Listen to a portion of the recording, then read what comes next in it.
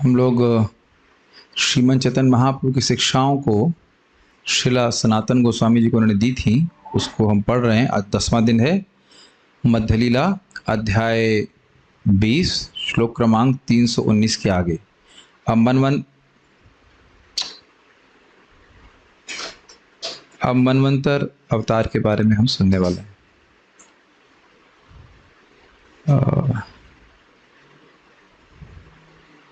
अब sign out कौन कर रहा है, क्यों कर रहा है, मुझे नहीं पता। प्लीज मत कीजिए। मनवंतर अवतार एवेषु न सनातन असंख्य गणन तार शूनः कारण।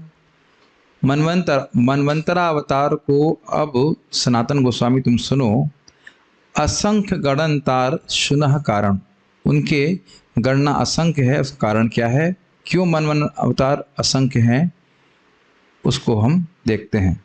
क्या सुनो, कारण सुनो। ब्रह्मार एक दिन है 14 मनवंतर, 14 अवतार तहाँ करे न ईश्वर। ब्रह्मा जी के एक दिन में 14 मनु होते हैं, मतलब मनवंतर होते हैं। मनुकाल होता है। ब्रह्मा जी का एक दिन 1000 चतुर्युग का होता है और उसमें 14 मनवंतर होते हैं, तो मतलब 71 चतुर्युग का एक मनवंतर होता है। तो इस प्रकार के 14 मनु होते हैं, मनुओं का काल। 14 अवतार तहाँ करे न ईश्वर। तो उस प्रकार से हर मनवंतर में भगवान ईश्वर यानी भगवान श्री कृष्ण मनवंतर अवतार के रूप में अवतरित होते हैं। आसान है आज के श्लोक। प्रभुपाद बता रहे हैं कि इस श्लोक में से यह गणना की जा सकती है कि ब्रह्मा के एक मास नहीं मिला, आपको भगवत अध्यापन में है, पेज नंबर इज 72 हियर। 30 दिनों में 420 मनवंतर अवतार होते हैं और ब्रह्मा की आयु के 1 वर्ष यानी 360 दिनों में 5040 मनवंतर अवतार होते हैं। इस तरह ब्रह्मा की 100 वर्ष की आयु में 5,04,000 मनवंतर अवतार होते हैं। इसके अतिरिक्त मनुओं को भी पूर्ण पुरुषोत्तम भगवान के अंश अवतार माना जाता है। तो एक चीज़ आपने देखी, यहाँ पे 2 चीज़ें हैं। एक कि मनु महाराज को, जो मनु हैं, उनको स्वयं ही भगवान का अंश अवतार माना जाता है। यद्यपि वो जीव हैं और कहीं जीव हैं, लेकिन उनको भगवान का अवतार मानते हैं। प्लस मनवंतर में भी एक भगवान का अवतार होता है। तो ये बोल रहे हैं इस प्रकार से ब्रह्मा जी की आयु में 5,04,000 मनवंतर अवतार होते हैं। 14 एक दिन मासे 400 विषे, ब्रह्मारा वसर 5 सहस्त्र चलीशे। इसको अनुवादी पढ़ लेते हैं। ब्रह्मा के एक दिन में 14 मनवंतर अवतार होते हैं, अर्थात एक मास में 420 और एक वर्ष में 5040 अवतार होते हैं। आज तो आसान लग रहा होगा, कठिन नहीं कुछ। शतेक वत्सर है जीवन ब्रह्मार, 5,40,000 मनवंतरावतार। तो यानी कि शतेक वत्सर 100 साल के लिए ब्रह्मा जी का जीवन होता है और 5,04,000 मनवंतरावतार होते हैं। बार बार जब इसको सुनते हैं तो अपने जीवन की नगण्यता, अपनी एस्पिरेशन, इवन भौतिक एस्पिरेशंस की महत्वहीनता पे विचार व्यक्ति को करना चाहिए। पूरा ब्रह्मांड ही बुलबुले के समान उत्पन्न होकर के समाप्त हो जाता है। ये बहुत अच्छा है, क्योंकि जगत की जितने भी सुख दुख हानि लाभ जब देख रहे हैं, इससे हम कम से कम कथा सुनने के माध्यम से कुछ समय के लिए तो ऊपर उठते हैं।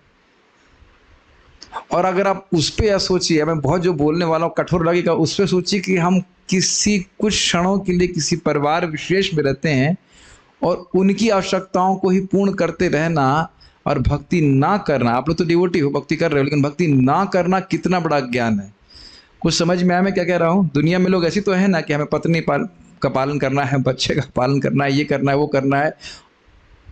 ऊपर से देखें तो क्या है, कुछ क्षणों के लिए, फिर सारा परिवार चेंज, फिर सारा परिवार चेंज, और इसके लिए भक्ति नहीं करना कितने अज्ञान की बात। देखिए प्रैक्टिकली ये बात तो यह है कि कम से कम सुबह शाम भक्ति करे और दिन में जो उसके लिए आवश्यक हो वह करे, क्योंकि हर व्यक्ति को अपनी चेतना के अनुसार करना पड़ता है। लेकिन अगर हम सुनेंगे ये बात स्वाभाविक रूप से हमारे मन में आएगा कि हम अपना समय बर्बाद कर रहे हैं। और आप मेरी बात समझ में आ रही है क्यों? और मनु महाराज, मतलब स्वयंभू मनु के बारे में लिखा है कि पूरा एक मनवंतर 71 चतुर्युग की अवधि उन्होंने भगवान के श्रवण कीर्तन में ही लगा दी। तो बड़े बड़े मैनेजर, उनसे बड़ा मैनेजर तो कोई है नहीं, वह दिखा रहे हैं कि श्रवण कीर्तन कितना अधिक महत्वपूर्ण है। नहीं तो देखिए, हमारा मन कह सकता है कि सुबह मॉर्निंग प्रोग्राम हो गया, हमको और कथा सुनने की क्या जरूरत है, हमको और भागवत पढ़ने की क्या जरूरत है। वस्तुतः मानव जीवन में बस यही करने की जरूरत है। महाराज बता रहे थे कि अब जिसके पास एटलीस्ट समय है, तो महाराज बता रहे थे कि जो प्रोफेसर लोग होते हैं वो करते क्या है, सुबह से शाम तक पढ़ते तो रहते हैं, पढ़ते हैं और पढ़ाते हैं, और क्या कर रहे हैं बताइए। उसी के लिए धन मिल रहा है उन लोगों को। मैं बोल रहा हूँ कि आप यहाँ पे भी देख लीजिए कि जो प्रोफेसर लोग हैं वो तो पढ़ने पढ़ाने के लिए कुछ काम नहीं कर रहे हैं, सुबह से शाम तक उसी के पैसे मिल रहे हैं उनको, लेकिन उस शिक्षा से लाभ किसको हो रहा है? कभी थोड़ा सा विचार करें, मात्र 100 साल की या 200 साल से या मैक्सिमम 300 साल का ज्ञान है जो हम पढ़ रहे हैं, और जो ये ज्ञान हमारे सामने अभी प्रस्तुत हो रहा है ये तो शाश्वत है। ये अच्छा है, इससे काफी चीजें हम लोग को रिफ्लेक्ट करने को मिलती हैं। बारंबार ये बात आती, अनंत ब्रह्मांडे ऐछे करह गणना, महाविष्णु एक श्वासे ब्रह्मार जीवन। तो आप लोगों के मन में प्रश्न आएगा कि यह क्यों कहा गया कि मनवंतर अवतार असंख्य हैं? हमने तो काउंट कर लिया, 5,04,000 मनवंतर अवतार, असंख्य तो नहीं है, लेकिन कह रहे हैं कि नहीं, अनंत ब्रह्मांड हैं। ऐसे करह गणन, मतलब एक ब्रह्मांड में ब्रह्मा जी की एक ब्रह्मा जी की आयु में 5,04,000 मनवंतर अवतार, और ब्रह्मांड कितने हैं? अनंत हैं। अब सोच लीजिए कितने मनवंतर अवतार। इसीलिए नारद जी बोल रहे हैं, तस्यैव हेतु को प्रयतेत कोविदः न लभ्यते यद भ्रमताम अपरेदः। श्लोक जानते हैं, केवल उसी चीज के लिए प्रयास करना चाहिए जो ब्रह्मांड में भ्रमण करने के बाद भी हमको प्राप्त नहीं हुई। ये एक बार में हम स्वीकार नहीं कर पाते हैं, लेकिन कितना सुंदर ज्ञान भागवत गीता हमको मिल रही है। भागवत गीता नहीं बोल रहा हूँ, भागवत कौमा गीता। कुछ लोग गीता को भी समझ में देते हैं, भागवत गीता नहीं, भागवत श्रीमद् भागवतम भगवद गीता मिल रहा है, उसको पढ़ने के लिए समय देना चाहिए। मैं फिर रिपीट कर रहा हूँ, वृद्धावस्था में कुछ नहीं समझ में आएगा। हम बोलते हैं सभी लोग इनवाइटेड हैं, वृद्ध हो चाहे यंग हो चाहे कुछ हो, लेकिन समझ में आने की क्षमता एकदम कम होती जाती है। तो जितना बुद्धिमान व्यक्तियों को इसको समझेगा, और आप इतना मटेरियल है समझने के लिए, एक जीवन कम पड़ जाएगा। आप कहें जवानी की तो बात छोड़ दीजिए, पूरा जीवन कम पड़ जाएगा। तो मैं खाली सब बातें क्यों कह रहा हूं? अपने भौतिकतावादी जीवन को अधिक महत्व देना बहुत अधिक मूर्खता है, कोई महत्व नहीं इसका। महाविष्णु एक श्वासे ब्रह्मार जीवन,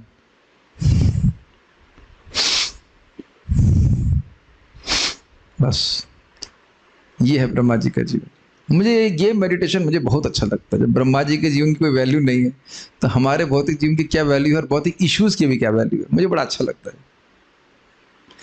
महाविष्णुर निश्वासेर नाहि क पर्यंत, एक मनवंतरार अवतार देख लेखार अंत। और महाविष्णु कब से सांस ले रहे हैं और कब तक सांस लेंगे, इसका कोई अंत नहीं है। कितना डरावना लगता है ना सोचना इस प्रकार से। शाश्वत जीवन, शाश्वत समय, सब कुछ शाश्वत। एक निश्वास जो है महाविष्णु का, ये ब्रह्मा जी का पूरा जीवन है। और ब्रह्मा जी का पूरा जीवन कितना लंबा है और कितने श्वास ले रहे हैं, निश्वास ले रहे हैं, उसे कोई लिमिट नहीं।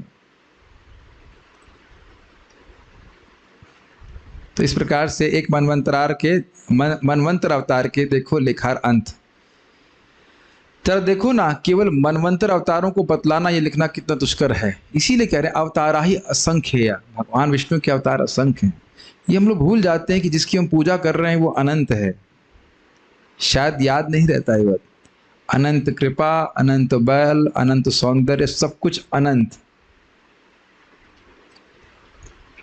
स्वयं हुए। देखिए, हमारा कोई वृद्ध लोगों से, मतलब बुरा मत मानिएगा, वृद्ध लोगों के खिलाफ कोई हम मुहिम नहीं चला रहे हैं। हमको भी वृद्ध होना है इसीलिए डर लग रहा है कि उससे में बुद्धि नहीं चलेगी, तो इसे में समझ लेना चाहिए। ये एक अशक्यता हो जाती है। ऐसा नहीं कि वो चाहते नहीं समझना। बहुत बार भक्त लोग जो वृद्धावस्था में भक्ति में आए, वो कहते हैं हम समझना चाहते हैं, लेकिन याद ही नहीं रहता है, याद ही नहीं रहता है। ऐसा भी हो जाएगा ना कि पूछेंगे कि आप क्या लेने थे, आपको टमाटर लेना था कि सब्जी लेना था वह भी भूल जाएंगे। ये आचार्यगण बोले जब तक हमारा शरीर अशक्त नहीं हो जाता है भगवान की बात को समझ लेना चाहिए। मैं इसलिए बोलता हूँ मेरे एकदम फंसी रहती है बात कि एकदम वेस्ट करेंगे हम अपना समय भोग के लिए अगर व्यतीत किया तो। जो भी सुन रहा है अगर सुनकर समझ ले तो अच्छी बात है। स्वयंभुवे यज्ञ स्वारोचिषे विभु नाम औतमे सत्यसेन तामसे हरि अभिधान। तो अब ये 14 मनवों के हिसाब से 14 मनवंतर अवतारों का नाम रखे जा रहे हैं। स्वयंभुव मनवंतर में अवतार का नाम यज्ञ है, स्वारोचिष मनवंतर में उनका नाम विभु है, औत्तम मनवंतर में उनका नाम सत्यसेन है तथा तामस मनवंतर में उनका नाम हरि है। रैवते वैकुंठ चाक्षुषे अजित वैवस्वते वामन सावर्णे सार्वभौम दक्ष सावर्णे ऋषभ गणन। रैवत मनवंतर में वैकुंठ, चाक्षुष मनवंतर में अजित, वैवस्वत मनवंतर में वामन जो भी चल रहा है, और सावर्णी में सार्वभौम, दक्ष सावर्णी में ऋषभ। इस प्रकार से उनका नाम है। कुछ विशेष लगा आप लोगों को? सारा प्रोग्राम सेट है। जो फ्यूचर में आने वाले हैं उनका भी नाम रखा जा रहा है। कुछ सोचे कि नहीं सोच रहे? जो अभी 28 चतुर्युग निकल चुके हैं इस वैवस्वत मनवंतर के, यानी कि 71 - 28 और चतुर्युग निकलेंगे, और उसके बाद जो मनु होंगे उनका भी नाम रखा जा रहा है, और उनके बाद जो मनु होंगे उनका भी नाम रखा जा रहा है। Is it not astonishing? हमको लग रहा है कि कुछ नियम में नहीं चल रहा, पूरा जगत ईशत से ही वशे लोको योषा दारू मई था। एक हमारे भक्त हैं अनंत कृष्ण प्रभु, बड़े विरक्त हैं। उनका आइडिया, मुझे उनका वाक्य बड़ा अच्छा लगा, चलाने वाला दुनिया को चला लेगा, आपको चिंता नहीं करनी है। समझ में आया? ये समझ रहे इससे कि ये सारी कौन कौन कब बनेगा मनु, उसके बाद कौन इंद्र बनेंगे, सब कुछ सेटिंग हो चुकी है। और इस समय भी जो दुनिया में चल रहा है ये भगवान के नियंत्रण के बाहर नहीं है। वो अलग बात है कि हम समझ नहीं पा रहे हैं कि भगवान क्यों कर रहे हैं, लेकिन विशेष रूप से इस जगह में क्या कर रहे हैं, लेकिन सब कुछ भगवान के नियंत्रण में। और ये शास्त्रों की अपौरुषेयता को सूचित करता है कि भविष्य में जो होने वाला, और कब भविष्य, अगले मनवंतर, उसके अगले मनवंतर में जो होने वाला उसके नाम तक पता है। तो जो श्रद्धालु व्यक्ति है वो इस बात को स्वीकार करेगा। इसको हम वेरीफाई नहीं कर सकते, और करने के लिए यहाँ पे जन्म भी नहीं लेना है। और अभी भी वैवस्वत मनु है कि नहीं, कौन से मालूम करने वाले, बताइए? सामर्थ्य तो है नहीं, शास्त्र को सुनना होगा। ब्रह्म सावर्णे विश्वक्सेन धर्म सेतु धर्म सावर्ण्य रुद्र सावर्णे सुधामा योगेश्वर्य देव सावर्ण्य।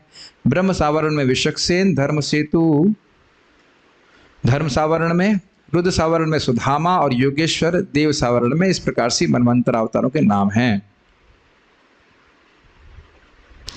इंद्र सावर्णे बृहद भानु अभिधान, ए 14 मनवंतरे 14 अवतार नाम। इंद्र सावर्ण में बृहद भानु के रूप से जाने जाते हैं, और ये 14 मनवंतरों में 14 अवतारों के नाम है।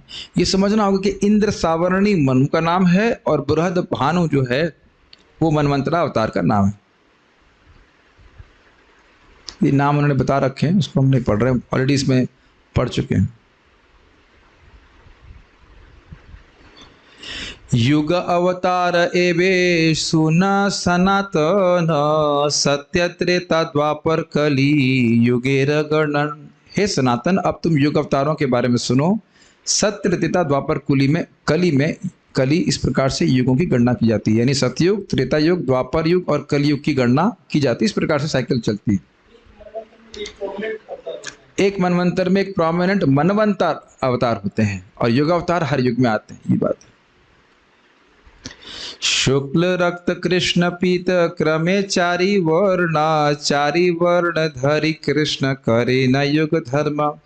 तो युग धर्म का प्रवर्तन करने के लिए युग अवतार आते हैं। शुक्ल मतलब सफेद, रक्त मतलब लाल, कृष्ण मतलब श्याम, और पीत मतलब पीला। ये क्रमिक 4 वर्ण, अर्थात शुक्ल अवतार सतयुग में आते हैं। रक्त अवतार, रक्त मतलब लाल कलर के अवतार जो है वह त्रेता युग में आते हैं। श्याम वर्ण के अवतार द्वापर युग में आते हैं और पीत वर्ण यानी पीले रंग के अवतार कलयुग में आते हैं। कह रहे चारि वर्ण धरि कृष्ण करे न युग धर्म। 4 प्रकार के अंग कांति को स्वीकार करके कृष्ण युग धर्म का प्रवर्तन करते हैं। युग धर्म समझते हैं? युग धर्म का अर्थ है कि वो धर्म जो उस युग के अनुरूप है और उसका आश्रय लेके व्यक्ति भगवान की प्राप्ति कर लेता है। जैसे सतयुग का था ध्यान भगवान विष्णु पे, और त्रेता युग का बड़े बड़े यज्ञ करना, द्वापर का भगवान की विग्रह की पूजा करना, और और कलयुग में है नाम संकीर्तन।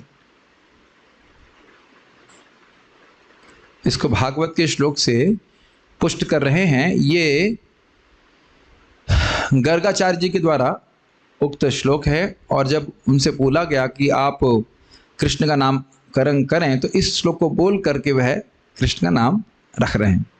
आसन वर्णास्त्रयो हि अस्या गृणतो नुयुगम तनुः शुक्लोरितस् रक्तस्तथा पीता इदानीं कृष्णताम गतः। आसन मतलब थे, वर्ण मतलब रंग, और त्रय ही अस्य निश्चित ही अस्य इस बच्चे के, गर्गाचार्य जी बालक कृष्ण के सामने कहते अस्य इस बच्चे के 3 वर्ण थे। 3 वर्ण थे। कैसे वर्ण थे?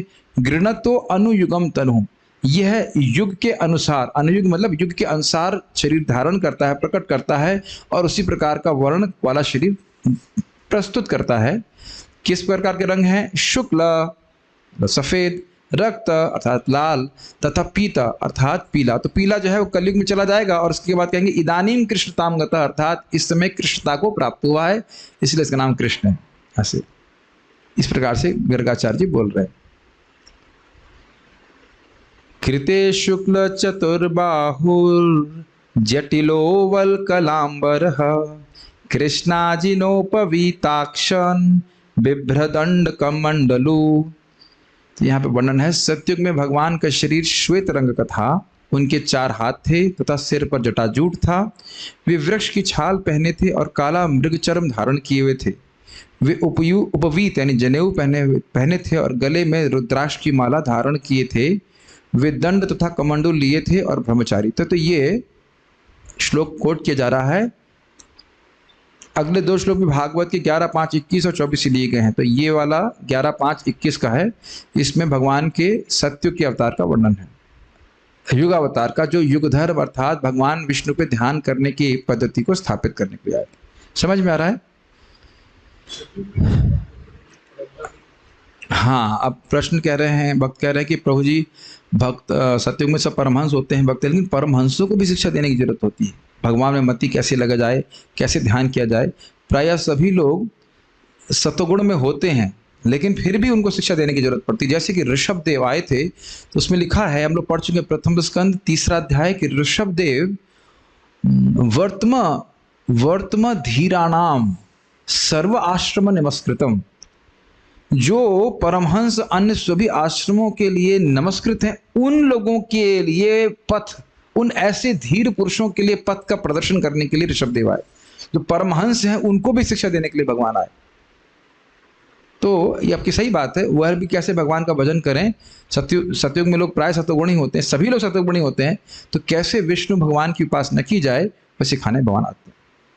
तो इस सफेद रंग के थे। इनका नाम और कुछ नहीं बताया जा रहा है, ऐसे जितना है उतना वर्ण हम जानते हैं। यहाँ पे त्रेतायाम रक्त वर्णौसौ चतुर्बाहुस्त्रिमेखलः हिरण्यकेशस्त्रय्यात्मा श्रुवाद्य उपलक्षणः।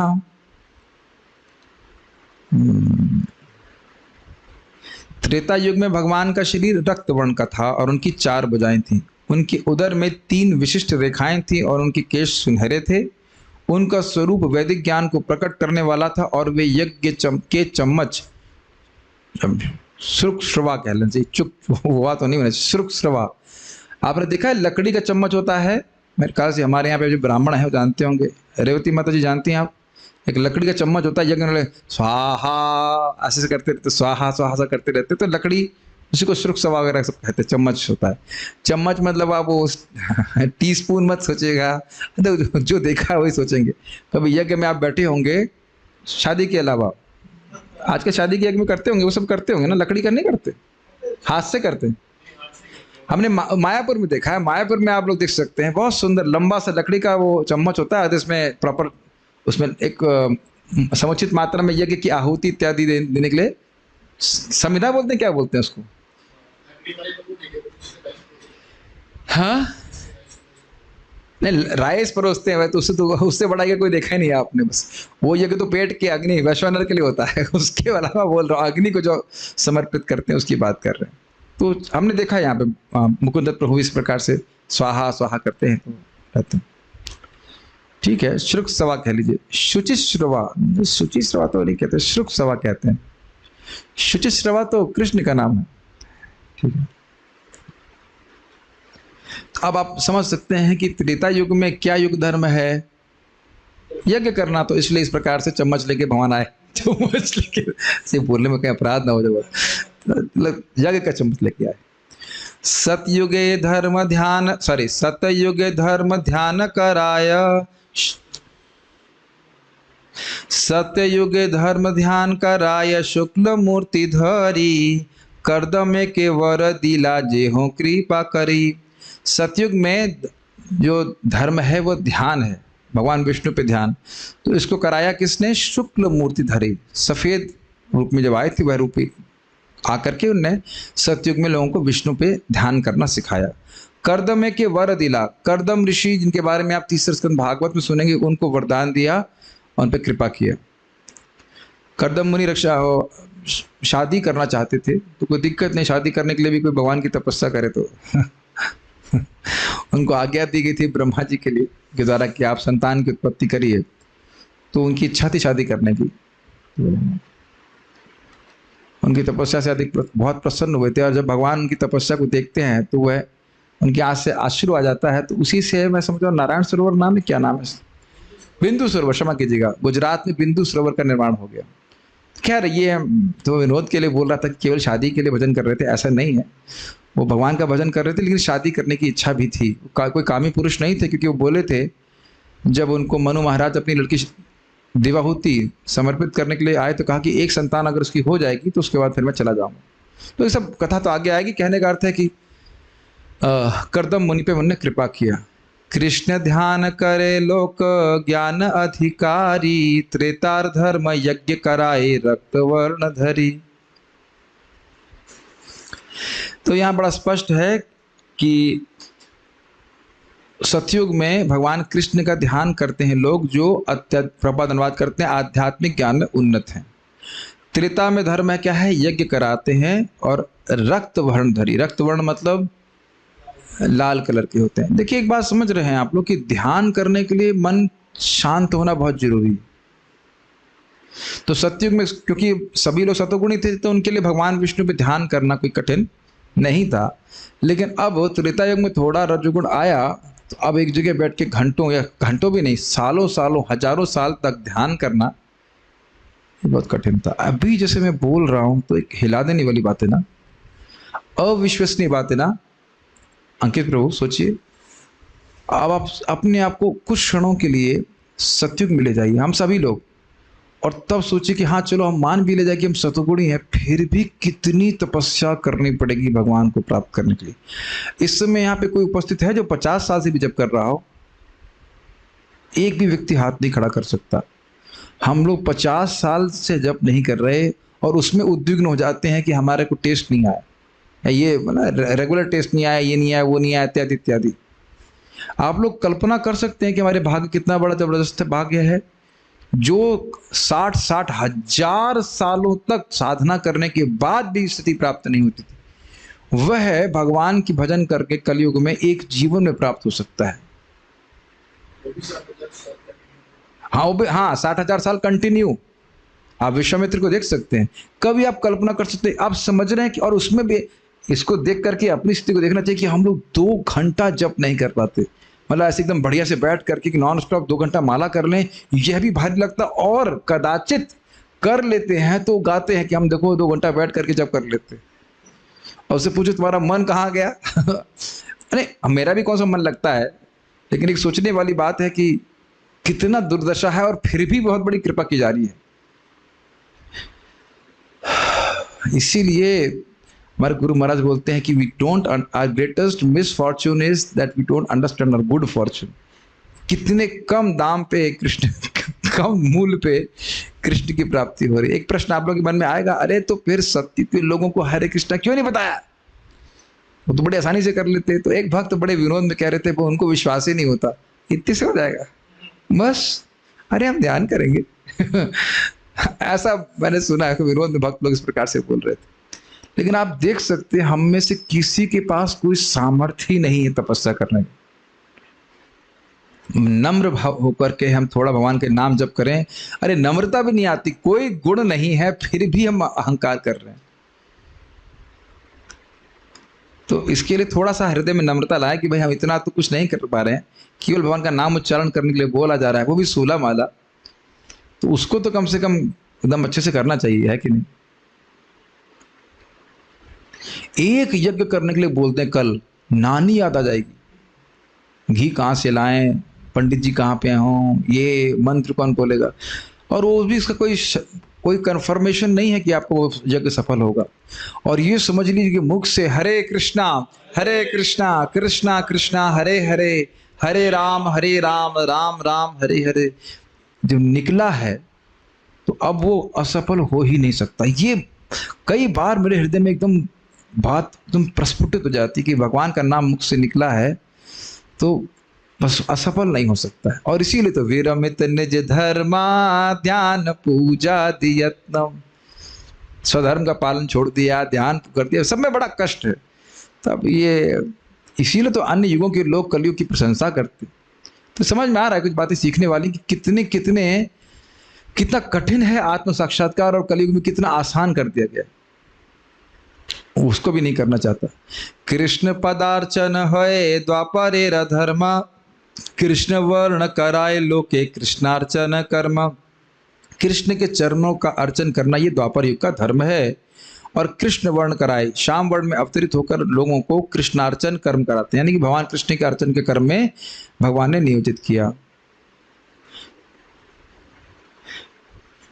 यहाँ पे श्लोक है, इसको प्रमाणित करने के लिए, द्वापरे भगवान श्याम पीतवासा निजायुध श्रीवत्सादिभिरंकैश्च अंकैश्च लक्षणैर उपलक्षितः। द्वापर युग में भगवान श्याम वर्ण के होंगे और पीतवासः अर्थात उनका पीला कपड़ा होगा, निजायुध अपने निज अस्त्रों के संग आएंगे, यानी कि शंख चक्र गदा और चक्र, श्रीवत्सादिभिरंकैश्च और उनके जो छाती है उस पर श्रीवत्स का चिन्ह होगा। इन लक्षणों के द्वारा उपलक्षित होंगे, चिन्हित होंगे। एक बात समझनी होगी कि भगवान श्री कृष्ण जो गोलोक विहारी हैं वह हर द्वापर युग में नहीं आते, लेकिन हर द्वापर युग में एक श्याम वर्ण का अवतार होता है जो विष्णु तत्व है। कुछ समझ रहे हैं? गोलोक बिहारी कृष्ण जो हैं, जो स्वयं रूप कृष्ण है, इसलिए सब समझना जरूरी था। स्वयं रूप कृष्ण हर द्वापर युग में नहीं आते हैं, लेकिन हर द्वापर युग में भगवान का श्याम वर्ण का अवतार होता है। कुछ कठिनाई हो रही समझने में? समझ में आ रहा है? कृष्ण गोलोक वाले कृष्ण गोलोक बिहारी कृष्ण स्वयं रूप कृष्ण ब्रह्मा जी के दिन में 7वें मनवंतर के 28वें चतुर्युग में एक बार आते हैं, और इसीलिए वो गोलोक का प्रेम देते हैं। ये सब लोग भी युग धर्म की स्थापना करते हैं, लेकिन उससे गोलोक की प्राप्ति नहीं होती, वैकुंठ की प्राप्ति होती है। ये हम लोग चैतन्य महाप्रभु के आविर्भाव के तत्व के समय में पढ़ चुके हैं, फिर से रिपीट कर रहा हूँ। वैकुंठ और गोलोक में अंतर क्या है, नहीं समझ में आ रहा है? आपको अभी तक नहीं समझ में आया? हे भगवान, अच्छा घर चले गए थे ना, क्लास छूट गई दिन की। वैकुंठ और गोलोक में अंतर नहीं पता। वैकुंठ में भगवान की उपासना भगवान के रूप में की जाती है, ये विष्णु है, और गोलोक में एकदम आत्मीयता से कि ये तो हमारे सखा हैं, हमारे मित्र हैं, इस प्रकार से हमारे बेटे हैं, इस प्रकार से बड़ी आत्मीयता में कंधे पे भी चढ़ जाते हैं कृष्ण के गोलोक में। ये सब स्थिति है। आपने आज बहुत दुख दिया मुझे, आज तो मैं लंच भी नहीं कर पाऊंगा। देख रहे हैं सुनने का क्या प्रभाव होता है। 1 टन पनीर खा गए, लेकिन समझ में नहीं आया वैकुंठ और गोलोक में क्या अंतर है। चलो कोई बात नहीं, पूछ तो लिया आपने, पूछ लेना चाहिए। सुन, धीरे धीरे होता है, कोई बात नहीं। कोई बात नहीं, पूछ लिया, जिंदगी भर डाउट रहता था, उससे तो अच्छा था कि पूछ लिया। ठीक है, कोई बात नहीं, कोई बात नहीं, ठीक। तुम खाली बोल रहे थे कि गोलोक विहारी कृष्ण ब्रह्मा जी के दिन में केवल एक बार आते हैं और वो द्वापर युग अभी है।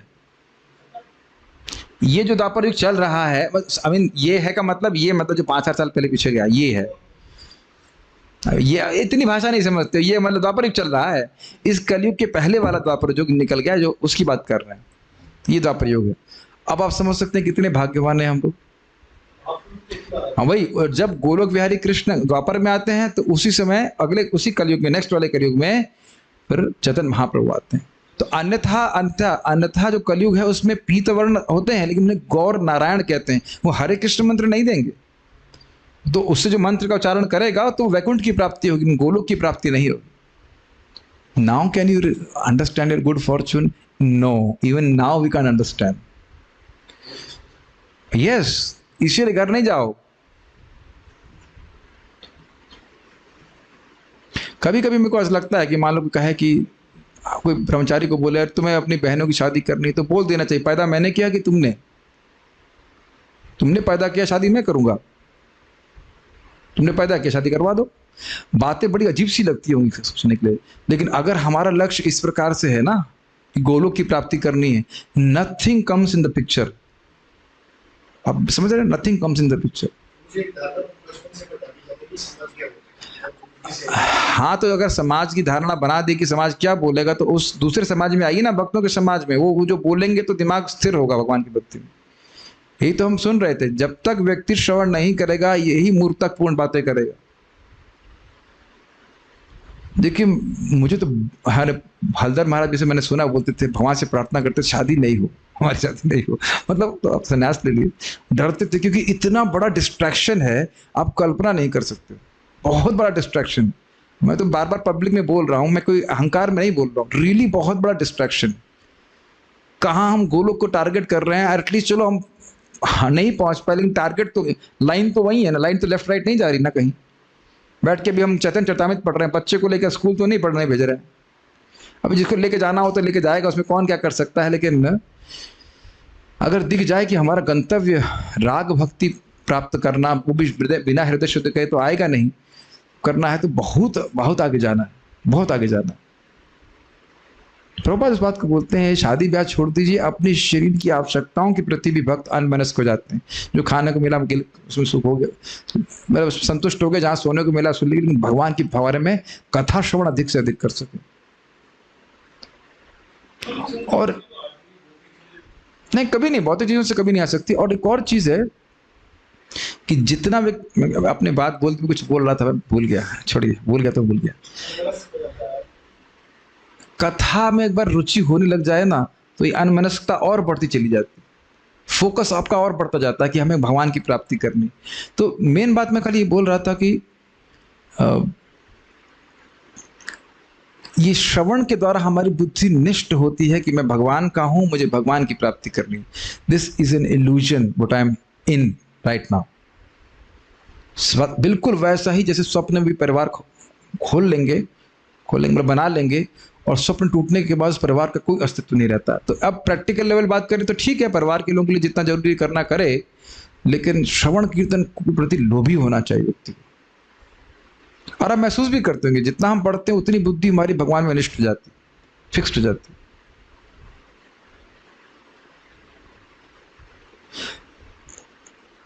इसको पढ़ लेते हैं, क्लियर हो जाएगा। देखिए, यह उद्धरण श्रीमद् भागवत का है। ये श्लोक, श्याम रंग एकदम काला नहीं होता। श्रील भक्ति सिद्धांत सरस्वती ठाकुर इसकी तुलना अटसी फूल से करते हैं। अटसी फूल जो है लाल वॉयलेट कलर जैसा होता है। ऐसा नहीं है कि समस्त द्वापर युगों में भगवान कृष्ण श्याम रंग में ही प्रकट होते हैं। क्लियर समझ में आ रहा है? कृष्ण के आविर्भाव के पूर्व अन्य द्वापर युगों में भगवान अपने निजी विस्तारों के रूप में हरित वर्ष में प्रकट हुए। हरित वर्ण में प्रकट होना चाहिए, हरे रंग में भी आते हैं। इसका उल्लेख विष्णु पुराण, हरिवंश तथा महाभारत में हुआ है। तो आप समझ सकते हैं, अलग अलग द्वापर युग में भगवान के अलग अलग अवतार हैं। वह युग धर्म की स्थापना करते हैं। वो क्या युग धर्म है? भगवान की अर्चना करना। लेकिन वह गोलोक विहारी कृष्ण नहीं, स्वयं रूप कृष्ण नहीं होते हमेशा। नमस्ते वासुदेवाय नमः संकर्षणाय च प्रद्युम्नाय अनिरुद्धाय तुभ्यं भगवते नमः। मैं उन भगवान वासुदेव को नमस्कार कर रहा हूँ, संकर्षण भगवान को नमस्कार कर रहा हूँ, प्रद्युम्न भगवान को नमस्कार कर रहा हूँ, अनिरुद्ध भगवान को नमस्कार कर रहा हूँ। क्या यही श्लोक हमने सुना था नारद जी से? मुझे लग रहा है यही सुना था। हाँ जी, यही सुना था। नहीं, यही सुना था हमने। 4 विष्णु मूर्तियों की उपनिषद का मंत्र नारद जी यही तो बताए थे। फिर बोले थे इति मंत्र अभिधाने ना मंत्र मूर्तिम अमूर्तिकम यजेत यज्ञ पुरुषम स सम्यक दर्शन पुमान। इस मंत्र के द्वारा जो भगवान विष्णु की उपासना करता है वह भगवान विष्णु को अपने हृदय में देखने का अधिकारी बन जाता है। ये नारद जी ही उस वहां पे व्यासदेव जी को बोले थे। यह स्थिति श्रीमद् भागवत 11:5-29 से दी गई है, जिसे करभाजन मुनि ने तब कहा था, ने तब की थी जब विदेहराज महाराज निमि ने उनसे विशिष्ट युगों के अवतारों तथा उनकी पूजा विधि के बारे में पूछा था।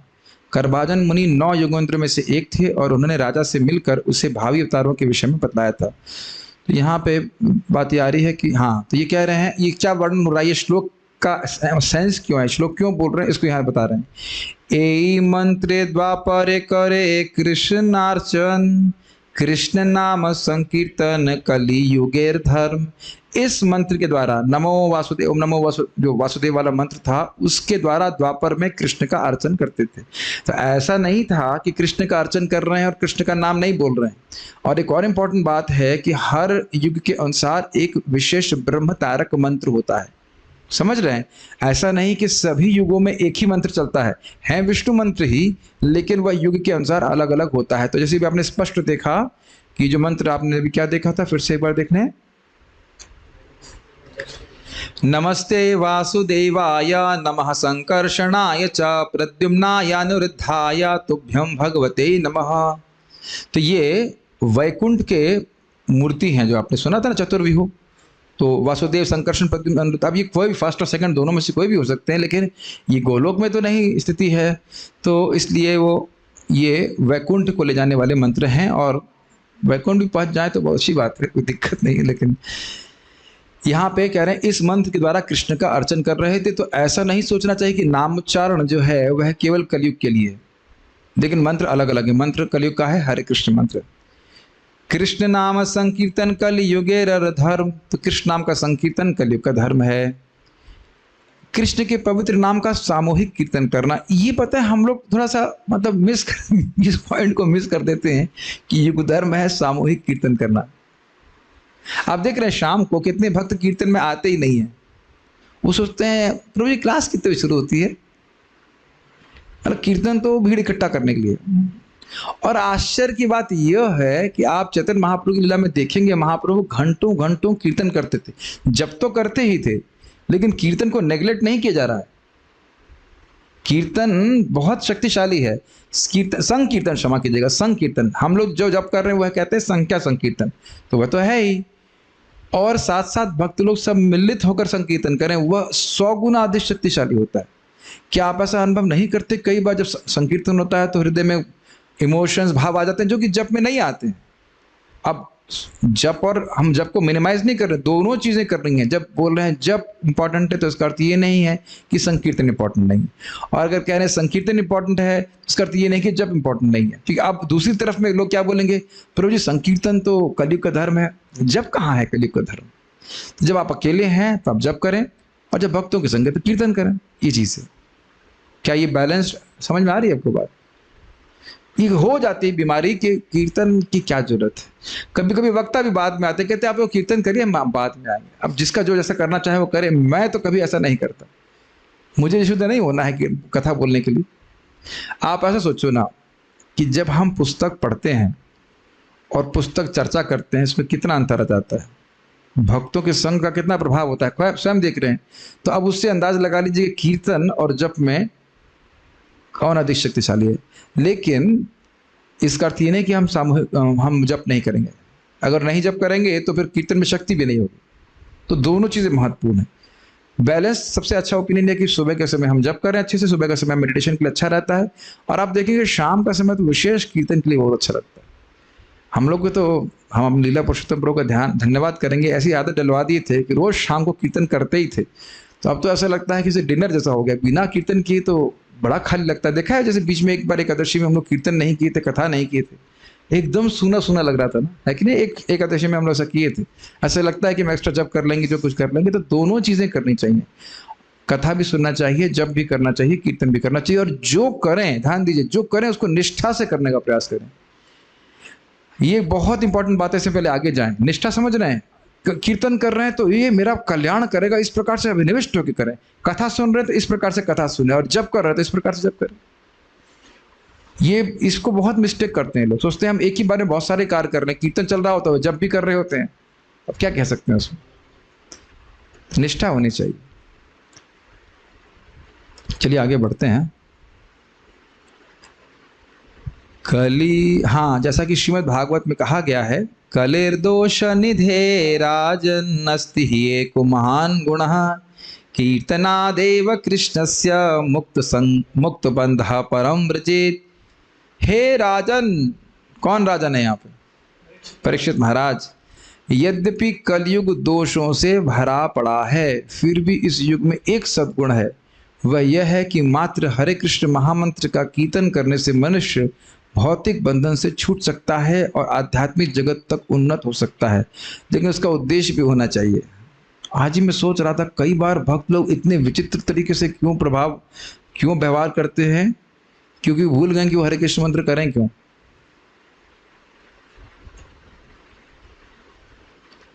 समझ में आया? अगर हरे कृष्ण मंत्र गंभीरता से करता है व्यक्ति, तो धीरे धीरे समझ में आने लगता है कि मैं तो आत्म साक्षात्कार के लिए हूँ। क्या मेरा आचरण आत्म साक्षात्कार लक्ष्य करने वाले व्यक्ति जैसा है? मैं जो मेरे जूम के डिवोटीज है उनको नहीं बोल रहा हूँ, लेकिन हम जब भक्तों के समाज में रहते हैं और कभी कभी एकदम विचित्र तरह से भक्तों को बर्ताव करते हुए देखते हैं, या स्वयं कभी हम देखते हैं, फिर मैं सोचता हूँ कि क्या ये आत्म साक्षात्कार का लक्ष्य करने वाले पुरुष का लक्षण है? और उत्तर है नो, नहीं। आत्म साक्षात्कारी पुरुष झगड़ा नहीं कर सकता, निंदा का कोई स्कोप नहीं है, व्यर्थ की बातों का कोई स्कोप नहीं है। मैं देखिए सब रिफ्लेक्शंस में दूसरों पे कोई आरोपण नहीं कर रहा हूं, I am just thinking about my self.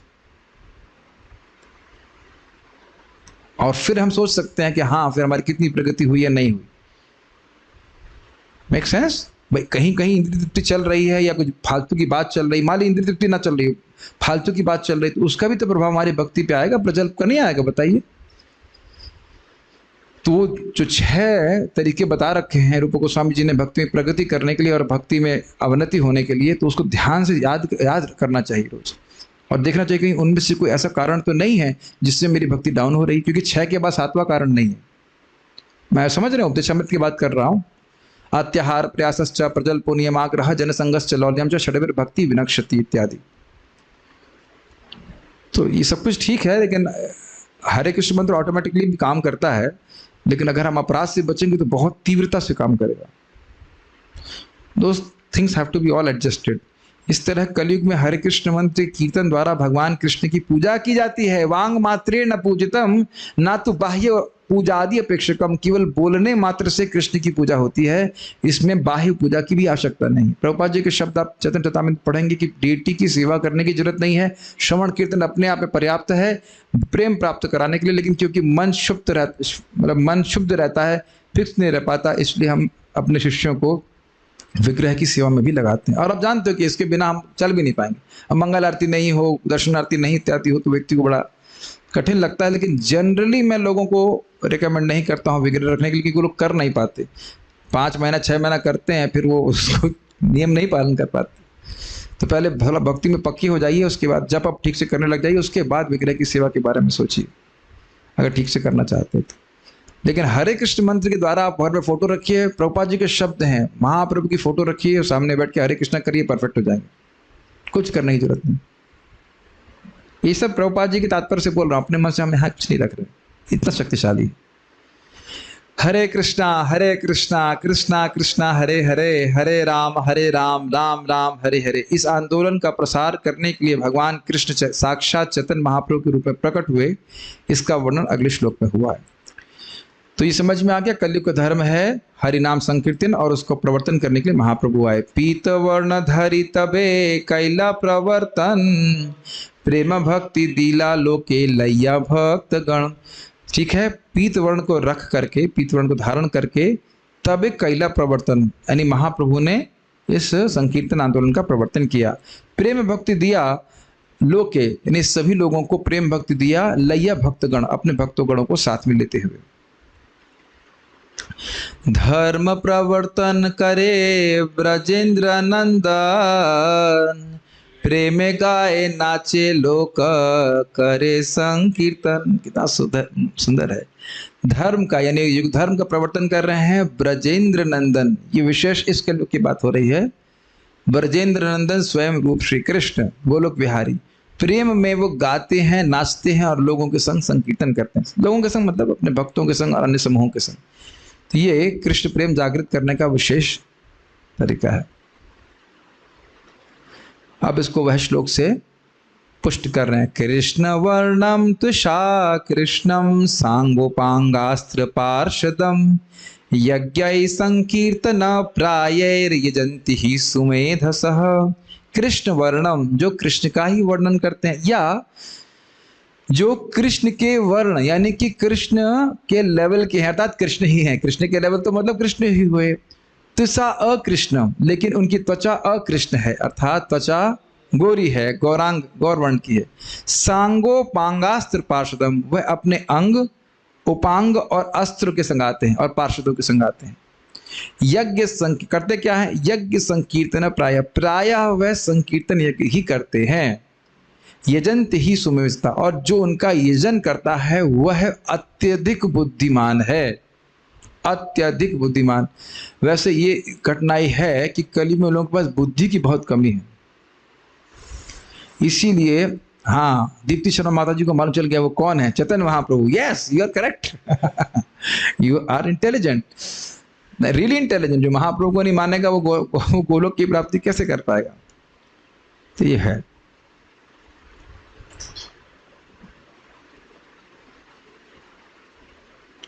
इसका बहुत लंबी व्याख्या है, उसको हम यहाँ पे नहीं कर रहे हैं जी, वहां पे आदि लीला में है, उसको आप लोग सुन भी चुके हो पहले कई बार।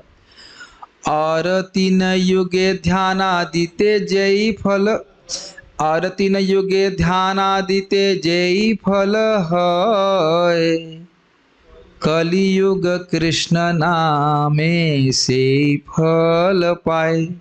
और तीनों युग में ध्यान, यज्ञ, पूजा आदि के द्वारा जो जो फल प्राप्त कर सकते हो, कलयुग में वो केवल कृष्ण नाम के उच्चारण से प्राप्त हो जाएगा। हरे कृष्णा कृष्णा कृष्णा हरे हरे, हरे राम राम राम हरे हरे। इसीलिए हर भक्त को, जिसको थोड़ा भी सार असार विवेक है, थोड़ी बुद्धि है, फ्रीज कर दीजिए अपने दिन को, दिनचर्या को।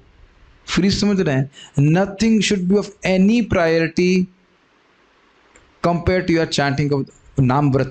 16 माला जप कर रहे हैं वो एकदम फ्री समझते हैं, कुछ भी महत्वपूर्ण नहीं। ऑब्वियसली कोई घर में मर रहा हो तो वो अलग बात है, रोज तो नहीं मर रहा होता है, रोज तो एक्सीडेंट नहीं हो रहा होता। We will oh Hare Krishna not. तो मैं बार बार, मैं जो कोई भी ट्रेनिंग दे रहा हूं, एक वक्त पूछ रहे हैं अन्य अवतार लोग जो महाप्रभु को स्वीकार नहीं कर सकते, करते हैं, वो भगवान के धाम नहीं जाएंगे। हम गोलोक की बात कर रहे हैं।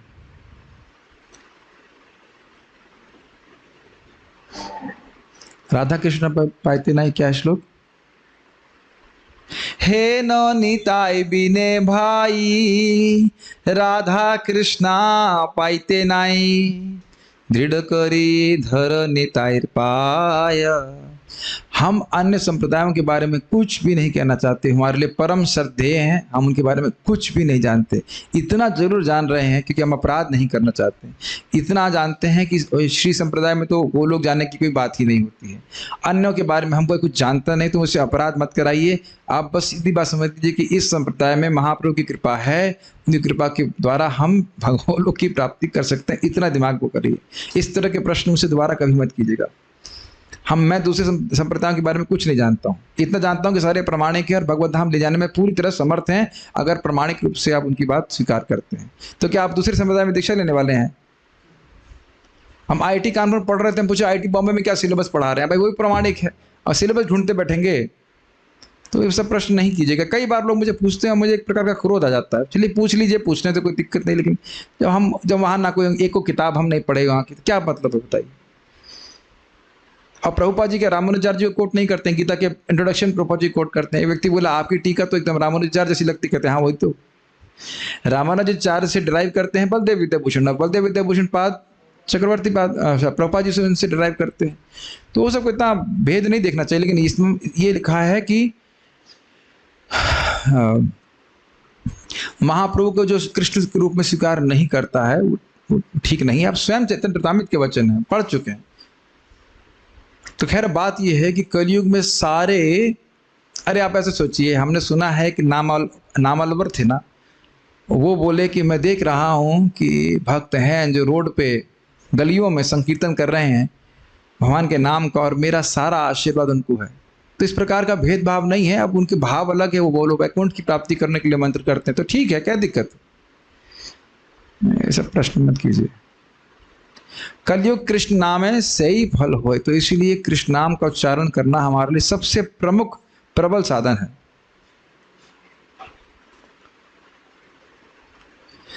कलेर दोष निधे राजन अस्ति,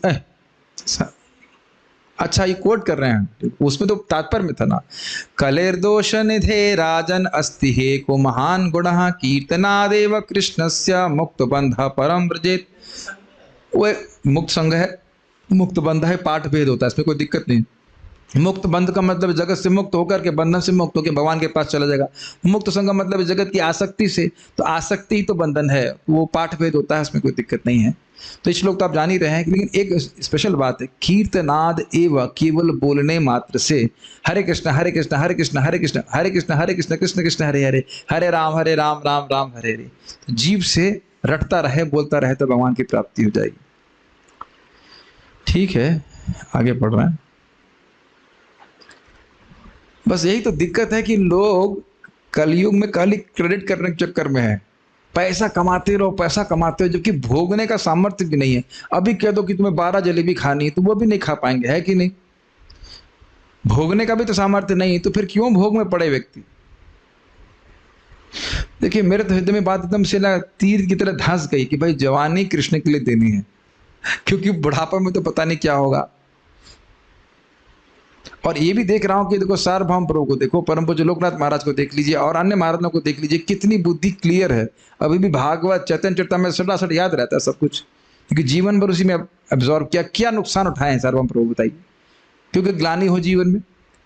या परम पूज्य वृंदावन चंद्र महाराज, परम पूज्य राधा गोविंद महाराज, और कोई परम पूज्य जयप्रताप महाराज, किसी एक महाराज को जो अपनी जवानी भगवान कृष्ण को दिए और वो दुखी हो, ईमानदारी से दिए, तो you never a loser if you give your life to Krishna. आनंद में है। आज ये भक्त बोले अरे ऐसा प्रसाद तो कहीं नहीं मिलता। अब केवल प्रसाद की ही बात नहीं है, एक जन्म तो कृष्ण को देना चाहिए। ठीक है प्रभु जी, अगला वाला देंगे। हाँ आपकी बात मानते हैं, अगला वाला देंगे, ये वाला तो अभी भी माया को देंगे, उसके बाद अगला वाला देंगे कृष्ण को। देख लेना चाहिए कि हमें क्या मिला है। और मुझे तो क्रोध इस बात पे आता है कि माता पिता अपने बच्चों को भी उसी डूबते हुए बिजनेस में डालना चाहते हैं। जिस बिजनेस से कुछ नहीं मिला उसी में फिर उसी में डालो। तुम क्यों नहीं कर रहे, तुम क्यों नहीं कर रहे, तुम क्यों नहीं मर रहे हो, हम ही मरेंगे अकेले, तुम भी तो मरो उसमें, घुसो जा करके उसमें।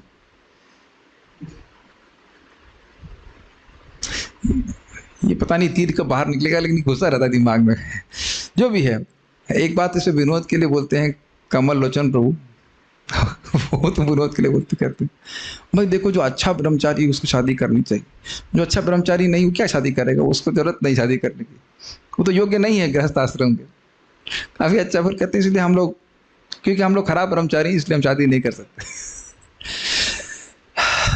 बात शादी और उसकी नहीं, बात है कि खूब जम के जप करने को मिले, खूब स्वतंत्रता हो भागवत पढ़ने की, खूब स्वतंत्रता हो भक्ति करने की, बस ये खाली इच्छा है।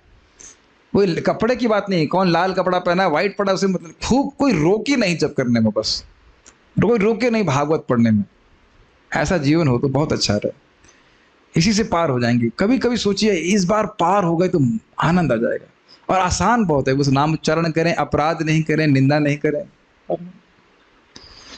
लेकिन कौन सुन रहा है मेरी बात, म्यूट हो जाता हूं उसमें। कृते यद ध्यायतो विष्णुर्त्रेतायाम यजतो मखै द्वापरे परिचर्यायाम कलौ तद हरि कीर्तनाद। सतयुग में जो ध्यान करने के लिए द्वारा प्राप्त होता था भगवान विष्णु पे, कितने समय तक, हजारों सालों तक। त्रेता युग में बड़े बड़े यज्ञ करने से प्राप्त होता था, द्वापर युग में परिचर्या करने से, मतलब भगवान की मंदिर में सेवा करने से होता था, और बहुत बड़ी बड़ी सेवा, धन सोना चांदी सब अर्पित करके, बहुत मतलब कह सकते हैं इलेबोरेट अरेंजमेंट करके प्राप्त होता था। कलौ तद हरि कीर्तनात्, कलयुग में वह से केवल हरि कीर्तन से हो जाता है, केवल, दैट मीन्स इंडिपेंडेंटली हरे कृष्ण मंत्र के द्वारा। ये समझ में आ रहा है? ध्यान ना करो, यज्ञ ना करो, परिचर्या ना करो, तो भी केवल हरे कृष्ण मंत्र के जप के द्वारा, कीर्तन के द्वारा व्यक्ति सिद्धि को प्राप्त कर जाएगा, और उसी सिद्धि को प्राप्त करेगा जो पहले के युगों में करते थे। प्रभुपाद इसलिए बोलते हैं कि everything can be done by chanting Hare Krishna, because you can not do it, I have to give you so many engagements. Prabhupada ji का तात्पर्य बड़ा अच्छा है। यह श्लोक श्रीमद् भागवत से लिया गया है। आजकल कलयुग में अनेक छद्म ध्यानी हैं जो कुछ काल्पनिक रूप बना लेते हैं और उसका ध्यान करने का प्रयास करते हैं, या फिर बिंदु का ध्यान करते हैं, या लाल रोशनी का ध्यान करते हैं। अब तो ध्यान करना फैशन बन चुका है, किंतु लोगों को ध्यान के उद्देश्य के बारे में कुछ भी पता नहीं है। बस बहुत होगा तो पद्मासन में बैठ जाएंगे, और उसके बाद कुछ देर के बाद गला सूखने लगा तो शराब पीते हैं, बियर पियेंगे, ऐसे कुछ विदेश में भी बहुत चल रहा है आजकल। हाँ, ऐसे कुछ आज्ञा चक्र पे ध्यान करेंगे, और त्रिनेत्र खोलेंगे, चक्र जागृत करेंगे, ना क्या क्या करेंगे, उससे कहाँ तुम मुक्त होने वाले हो, केवल धोखेबाजी। इसी की व्याख्या यहाँ की गई है, यद ध्यायते विष्णु, मनुष्य को भगवान विष्णु या भगवान कृष्ण का ध्यान करना होता है, स्पष्ट है।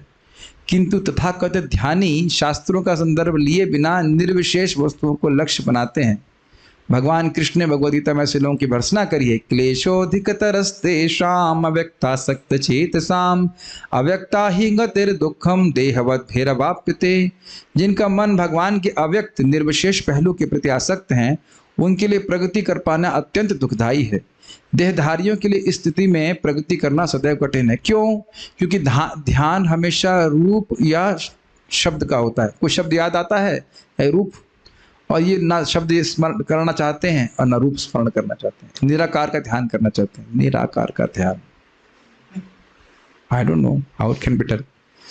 ध्यान करना ना जानने के कारण मूर्ख लोग दुख उठाते हैं और उनके आध्यात्मिक कार्यों से उन्हें कोई लाभ नहीं मिल पाता। जरा कंपेयर कीजिए, कृष्ण का नाम आपको लाभ न दे ऐसा हो ही नहीं सकता, और इस प्रकार का झूठा ध्यान आपको कोई लाभ दे ऐसा हो नहीं सकता। वाक्य का अंतर समझ रहे हैं? कुछ भी नहीं होता है लाभ, उनकी भोग आसक्ति भी नहीं नष्ट होती है, बिल्कुल नहीं नष्ट होती।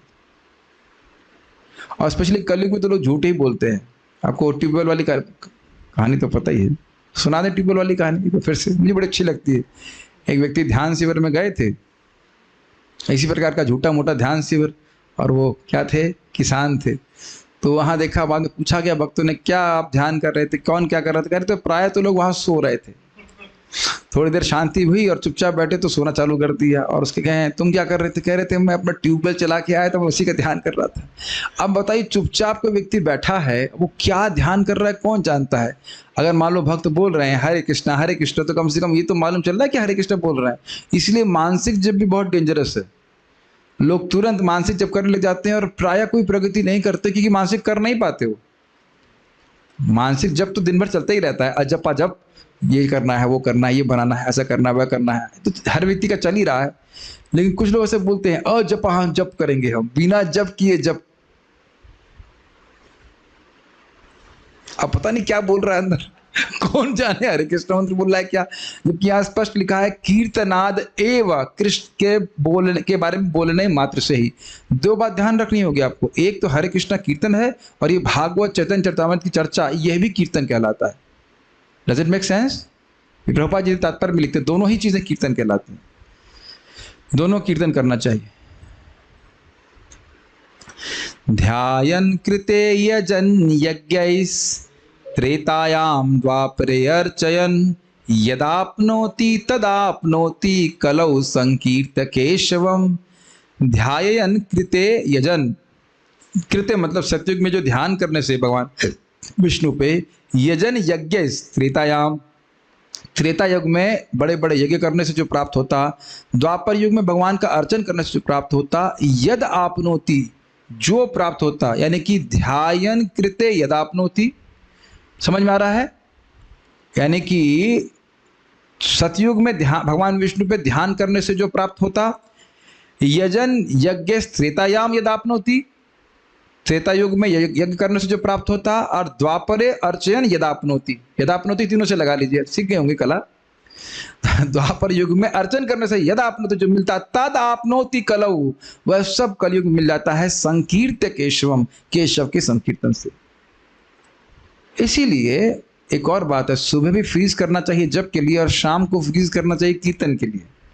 सारे काम छोड़ करके भक्त संग कीर्तन करना है, कथा श्रवण करनी है, यही करने के लिए जी रहे हैं, ये जीवन का मोटो होना चाहिए। मेरी बात किसी को समझ में आ रही? नहीं प्रभु जी, नेट डाउन हो गया।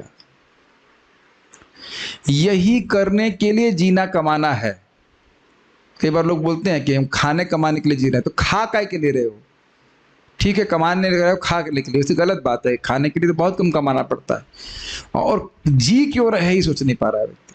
जीने का उद्देश्य है कि भक्तों के संग आकर श्रवण कीर्तन करके भगवान के प्रति अपने प्रेम को जागृत कर लेना। क्लियर? यत्र, सॉरी अगला वाला, कलिम सभाजयन्ति आर्य गुणाज्ञाः सारभागिनः यत्र संकीर्तने नैव सर्वस्वार्थोऽभिलभ्यते। बहुत सुंदर श्लोक है। कलिम, कलि को, कलियुग का, संभाजयन्ति पूजन करते हैं। खराब नौटंकी, खराब लोग होंगे तब तो पूजन करते हैं कलयुग का। कलयुग को अच्छा मानने वाले यानी कलयुग के चेले हो गए। कलयुग के खराब लोग ही तो अच्छा मानेंगे ना कलयुग को। कहते ना, आर्य जो क्या है, संभाजयन्ति आर्य उन्नत लोग, गुणज्ञ जो कलयुग के सद्गुण को जानने वाले हैं, सार भागिना जो लोग सार्थ समझ रहे हैं, सार है भगवान का प्रेम। तो समझिए कलयुग का कौन भजन करते हैं, कौन प्रशंसा करते हैं? जो आर्य हैं, श्रेष्ठ हैं, गुणज्ञ जो कलयुग के गुण को जानते हैं, और सार भागिना जो सार तत्व को जानते हैं। सार तत्व का एक आशय यह भी है कि मान लीजिए कोई बहुत खराब वस्तु है, उसके सार को पकड़ लेना। अरे सार बहुत अच्छा है, उसको पकड़ लेना। इसे कहते हैं ना, every cloud has a silver lining. तो क्लाउड यानी बादल के अंधकार पे नहीं देख रहा है, वह उसकी रोशनी को देख रहा है, रोशनी कितनी बढ़िया है। तो कहने कलयुग में बहुत थोड़े समय भगवान का नाम उच्चारण करके, छोटा सा जीवन है, व्यक्ति भगवान के पास चला जाएगा। बहुत बढ़िया युग है। कहना है यत्र, क्या देखा उन्होंने? यत्र संकीर्तनैनैव, इस कलयुग में संकीर्तन के द्वारा ही सर्व स्वार्थो भी लभ्यते, व्यक्ति जो चाहे वो प्राप्त कर सकता है। स्वर्ग जाना चाहता है, मुक्त होना चाहता है, इस जगत में कुछ भोग चाहता है और भगवान के पास जाना चाहता है, वो सब केवल नाम उच्चारण के द्वारा प्राप्त हो जाएगा। अब खेद की बात यह है कि ये सब सुनने के बाद भी व्यक्ति संदेह करता है, और संदेह के कारण उसके दुर्भाग्य ही है, और क्या कहा जाए। आप लोग ऐसे नहीं हैं, लेकिन कुछ लोग दिख रहे हैं मुझे जो सुबह नहीं आते हैं। नमो प्रद्युम्नाय निरुद्धाय नमो संकर्षणाय च, कुछ बोल दिया मैंने। सुबह नहीं दिख रहे हैं, इसका मतलब है कि प्रायोरिटी नहीं। That means you really don't want to come, that's why you have really not come. You cannot say I really want to come and that's why I could not come. It doesn't work like that. प्रभु जी अपने class में भी डांटना शुरू कर दिया। अब video on क्यों किया? Video of करके आते तो मैं ध्यान नहीं देता। मुझे आपको देख करके याद आ गया कि आपने आज छुट्टी मारी है हरे कृष्ण मंत्र से। एनीवेज, भक्ति सिद्धांत ठाकुर जी कहते थे the Mala should never fast. वाह, क्या स्टेटमेंट है। माला को कभी भूख नहीं जला। अच्छा, आप थे मंगल आरती में, ठीक है प्रभु जी, कलयुग का मैं व्यक्ति हूँ तो ध्यान नहीं दिया मैं, लेकिन जब में नहीं दिखे मेरे को। अभी तो बोला आपने संकीर्तन सबसे महत्वपूर्ण है, जब करने की क्या जरूरत? दोनों चीज जरूरत है। संख्या संकीर्तन भी महाप्रभु करते थे। पूर्ववत लिखी जबे गुणावतार गण। ओहो, फीवर था। क्यों फीवर हुआ आपका? फीवर के लिए दवा क्यों नहीं खाई? फीवर होते ही तुरंत डोलो ले लो, डोलो लेके बोलो हरे कृष्णा कृष्ण कृष्ण हरे हरे, हरे राम राम राम हरे हरे। फीवर धीरे धीरे उठता है ना, फीवर जैसे उठे तुरंत डोलो खा लो, जब कर लो फिर गिर जाओ, कोई दिक्कत नहीं। Any how you can not, इस पर जो कोई बुखार है तो आप रेस्ट कीजिए। पूर्ववत लिखी जबे गुणावतार गण, असंख्या संख्या तार न है गणन। पूर्ववत जिस प्रकार मैंने गुणावतारों के बारे में लिखा था, तो वहां लिखा था कि असंख्य है, उनकी संख्या को गिनना संभव नहीं है। चारि युग अवतार एत गणन, सुनि भंगी करी तारे पूछे सनातन। इस तरह मैंने 4 युगों के अवतारों का विवरण प्रस्तुत किया है। अब देखिए बड़ा विरोधपूर्ण, यह सब सुनकर सनातन गोस्वामी ने महाप्रभु को अप्रत्यक्ष रूप से इंगित किया। देखिए भगवान से मजाक चल रहा है, बहुत मजेदार है, देखना सुनना। राजमंत्री सनातन बुद्धि बृहस्पति, प्रभुर कृपा ते पूछे असंकोच मति। सनातन गोस्वामी तो राजमंत्री थे और बुद्धि में बृहस्पति के समान थे। प्रभु की कृपा से उनसे पूछ रहे हैं असंकोच मति, को संकोच किए बिना महाप्रभु से पूछ रहे हैं। भगवान से मजाक। अति शूद्र जीव मुई नीच नीचाचार, के मने जानी बे कलिते कौन अवतार। वो जान रहे हैं कि महाप्रभु अवतार है, अब समझ रहे हैं वो महाप्रभु अवतार हैं, लेकिन महाप्रभु के मुख से बुलवाना चाहते हैं। तो देख रहे कैसे विनोद चल रहा है। बोल रहे हैं मैं तो नीच हूँ, अति शूद्र जीव, मैं तो बहुत शूद्र जीव हूँ, मैं तो मुई नीच, मैं तो नीच हूँ, नीच आचरण मेरा है। केमन जानी वे कलित अवतार, कलित कौन अवतार, कलयुग का अवतार कौन है मैं कैसे जान पाऊंगा। ध्यान दीजिएगा, अवतार अपने मुख से नहीं बोलता कि मैं अवतार हूँ, लेकिन सनातन गोस्वामी जान रहे हैं, उनके मुख से बुलवाना चाहते हैं। भगवान से विनोद हो रहा है। देखिए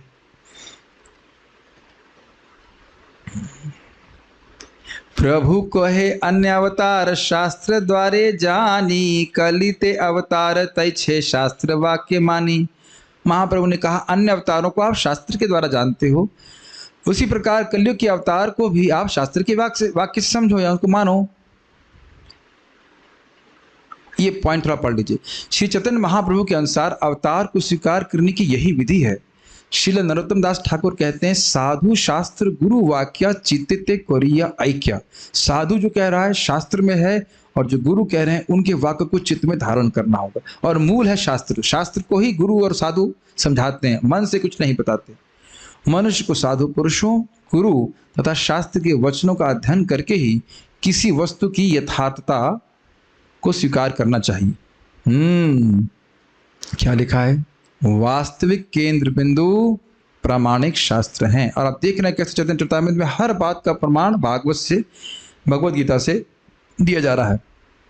यदि गुरु प्रामाणिक शास्त्र के अनुसार प्रवचन नहीं करता तो उसे स्वीकार नहीं करना चाहिए। आज मैं जब जपा टॉक दे रहा था तो एक बहुत बड़ी गलती हो गई थी। मैंने देखा, पहले मैंने बोल दिया था कि यमराज जी ने बोला है, फिर देखा रे तो दूसरा अध्याय 6 स्कंद का है, तो यमराज जी बोल ही नहीं सकते। देखा रे तो भ्रम में गलत बोल गया, सुखदेव गोस्वामी जी ने बोला है, तो मैं उसको करेक्ट कर लिया।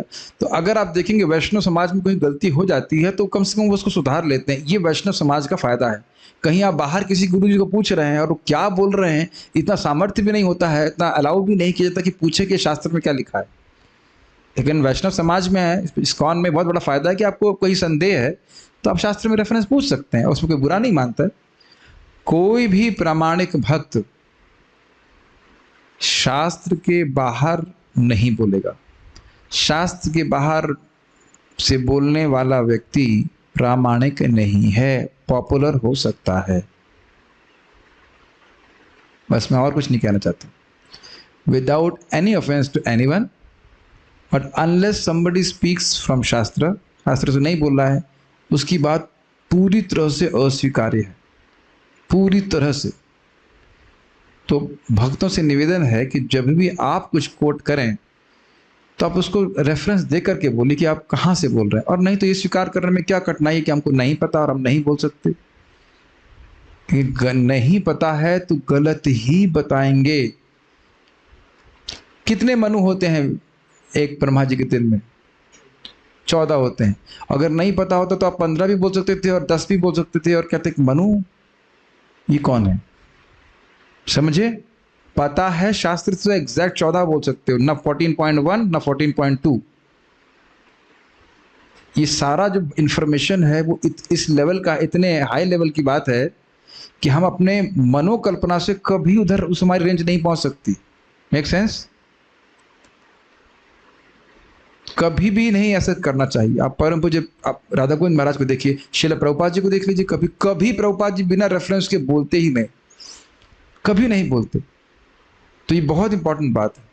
भगवत गीता भागवत हमारे लिए परम प्रमाण है, उससे ही बोलना चाहिए। आप देखिए आचार्य लोग जो बोलते हैं तुरंत प्रमाण देकर के बोलते हैं। ये कोई किसी पर व्यक्तिगत आक्षेप नहीं है, लेकिन ये प्रमाण होना चाहिए। और हमें लोगों को, ध्यान दीजिएगा, हमें लोगों को प्रसन्न नहीं करना है, हमें कृष्ण को प्रसन्न करना है। तो कृष्ण तब प्रसन्न होते हैं जब हम परंपरा का ज्ञान दूसरे को देते हैं। Make sense? और तभी लोगों के जीवन में परिवर्तन भी आएगा। ये हो सकता है कि वस्तु को आप ऐसे प्रस्तुत कर रहे हैं कि सामने वाला समझ जाए, लेकिन जो विषय है वो चेंज नहीं होना चाहिए, जो ज्ञान है वो चेंज नहीं होना चाहिए। या आप लोग उसको हल्का भी शायद ना, प्लीज उसको हल्के मत दीजिएगा, जैसा है यथावत वैसा ही बताइए। ये भी बहुत बड़ी बात है, क्योंकि यथावत सुनने की क्षमता भी भक्ति करने से होती है। जो सुना है वो भी यथावत बोल दे, ये क्षमता भी नहीं होती, लेकिन धीरे धीरे बार बार सुनता है तो फिर समझ में आती है बात। इसी तरह यदि कोई साधु शास्त्र के अनुसार नहीं कहता तो वह साधु पुरुष नहीं है। तो साधु और गुरु किसका आश्रय ले रहे हैं? शास्त्र के अनुसार बता रहे हैं। शास्त्र सबके लिए केंद्र बिंदु है। दुर्भाग्यवश इस समय लोग शास्त्रों का संदर्भ नहीं लेते, इसलिए वे धूर्त को अवतार मान लेते हैं। यही कारण है कि अवतार इतने सस्ते हो गए। मुझे इस पे याद आ रहा, आगरा में याद क्यों आ गया, लेकिन आ ही गया। एक भगवान बने घूम रहे हैं और उनके पोस्टर में अपनी जवानी का फोटो लगाए हुए हैं और हो गए बुढ़े। तो ये कैसे भगवान हो, तुमको तो वृद्धावस्था ही पकड़ ली है। और अद्भुत बात है कि लोगों को समझ में नहीं आ रहा है, लोगों को नहीं दिख रहा है कि अगर ये भगवान है तो बुढ़े क्यों हो रहे। हमारे भगवान तो बुढ़े नहीं होते। जो बुद्धिमान लोग श्री चैतन्य महाप्रभु के उपदेशों तथा प्रामाणिक आचार्य के उपदेशों का पालन करते हैं, वे ढोंगी व्यक्ति को अवतार नहीं मानते। कलयुग में श्री चैतन्य महाप्रभु ही एकमात्र अवतार हैं। नकली अवतार श्री चैतन्य महाप्रभु का लाभ उठाते हैं और महाप्रभु गत 500 वर्ष पूर्व प्रकट हुए। वे नदिया के ब्राह्मण के पुत्र थे और उन्हें संकीर्तन आंदोलन का प्रवर्तन किया था। धूर्त लोग श्री चैतन्य महाप्रभु की नकल करके तथा शास्त्रों की उपेक्षा करते हुए अपने आप को अवतार बतलाते हैं और अपनी मूर्खतापूर्ण विधि को धार्मिक विधि के रूप में दाखिल करते हैं। जैसा कि हम बारंबार कह चुके हैं, धर्म का प्रवर्तन तो केवल पूर्ण पुरुषोत्तम भगवान द्वारा ही किया जा सकता है। चैतन्य चरितामृत की चर्चा से हम समझ सकते हैं कि विभिन्न युगों में भगवान विभिन्न प्रणालियों तथा विभिन्न धर्मों का प्रवर्तन करते हैं। ये सब समझ में आ रहा होगा तो कठिन नहीं है। इस कलयुग में कृष्ण के एकमात्र अवतार श्री कृष्ण चैतन्य महाप्रभु हैं, जिन्हें कलयुग के धर्म हरे कृष्ण महामंत्र के कीर्तन का प्रवर्तन किया। हरे कृष्णा कृष्ण कृष्णा हरे हरे, हरे राम राम राम हरे हरे। इसका अर्थ ये नहीं कि मैंने क्लास अभी खत्म कर दी, आगे बढ़ेंगे। 10 मिनट। सर्वज्ञ मुनिर्वाक्य शास्त्र परमाण, आमा सब जीवर होए शास्त्र द्वारा ज्ञान। सर्वज्ञ महामुनि व्यासदेव द्वारा रचित वैदिक ग्रंथ सारे आध्यात्मिक अस्तित्व के प्रमाण हैं, वही मूल स्रोत हैं। इन्हीं प्रमाणिक शास्त्रों के द्वारा सारे बद्धजीव ज्ञान प्राप्त कर सकते हैं, और या तो कोई शास्त्र हो जो उनके अनुगत्य में लिखा गया। ठीक है, कल्पना करने की जरूरत नहीं है। तात्पर्य को पढ़ लीजिएगा इसमें, बहुत लंबा तात्पर्य। अब देखिए महाप्रभु क्या कहते हैं, अवतार नहीं कहे आमी अवतार। क्यों नहीं हो मेरे बोल रहे बेटे, आगे नहीं बढ़ा पा रहे, सब सो गए। आपको मेरे साथ में बोलते रहना है ताकि नींद नहीं आए। अवतार नाही कहे यामी अवतार, मुनि सब जाने करे लक्षण विचार। अवतार स्वयं नहीं कहते कि वे अवतार हैं, मैं कलयुग का अवतार हूं, मैं तुम्हारे उद्धार के लिए आया, इत्यादि इत्यादि। मुनिजन बाकी सब जानते हैं उनके लक्षण विचार करके। कौन से लक्षण? स्वरूप लक्षण और तटस्थ लक्षण। क्या है? यस्यावतार ज्ञायन्ते शरीरेष्व शरीरिणः, तैस्तैर्तुल्यातिशयर वीर्य देहिष्व संगतैः। भगवान का शरीर भौतिक नहीं होता, फिर भी अपने दिव्य शरीर में अवतार के रूप में मनुष्य के बीच आते हैं, यानी जब आए हैं तब भी उनका शरीर दिव्य है। अतः यह समझना अत्यंत कठिन है कि कौन अवतार है। वे कुछ तो अपने अद्वितीय शौर्य से तथा कुछ उन असाधारण कार्यों से जो देहधारी जीवों के लिए असंभव है जाने जाते हैं कि वे पूर्ण पुरुषोत्तम भगवान के अवतार है। जैसे भगवान ने गोवर्धन उठाया और अन्य अवतारों ने विभिन्न प्रकार के कार्य किए, नरसिंह देव ने हिरण्यकश्यपों को मारा, तो इस प्रकार के कार्य इंसान नहीं कर सकता, इसलिए वह उस तरह से समझे जाते हैं। नहीं तो वह खुद आकर के नहीं बोलते कि मैं अवतार हूं। चलिए हम रुक जाते हैं। अब किस प्रकार से मुनिजन चिन्हित करते हैं, मैं जल्दीबाजी में नहीं करना चाहता हूं, उसको हम कल सुनेंगे। श्रीमन चैतन्य महाप्रभु की जय, श्रील प्रभुपाद की जय। कैन डू का मतलब क्या है? अरे यहाँ सब भागने भी लगे, आप कैन डू की बात कर रहे हैं, ठीक है। Stop here, continue tomorrow. Actually एक भक्त बोले regularity is more important than stretch. इतना डोज दीजिए कि लोग रोज आने के लिए उत्साहित रहें और रोज रोज सुनने से वह है उनके मन में फ्रेश बना रहता था। तो किस प्रकार से, ये आराम से पढ़ाने के वाला विषय है, किस प्रकार से अवतारों का लक्षित करते हैं मुनिजन, उसको हम कल सुनते हैं। हरे कृष्णा। श्रील प्रभुपाद।